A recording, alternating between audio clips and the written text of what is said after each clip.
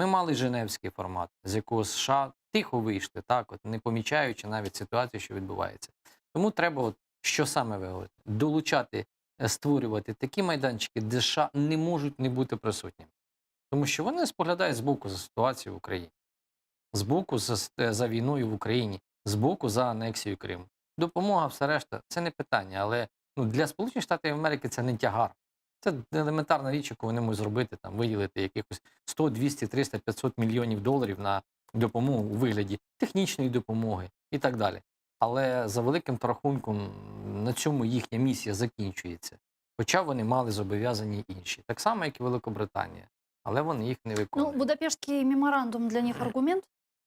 А, Відповідь поки що відсутня, тому що не було чіткого запитання. Ну, уже 6 лет прошло. А де запитання чітке? От дайте відповідь. Я розумію, це дипломатія. Надто складно. Потрібно спробувати не образити свого потенційного союзника у вирішенні свого питання. Але без якихось моментів жорсткої позиції, яка може бути в рамках дипломатичних норм, не можна дізнатися цю відповідь.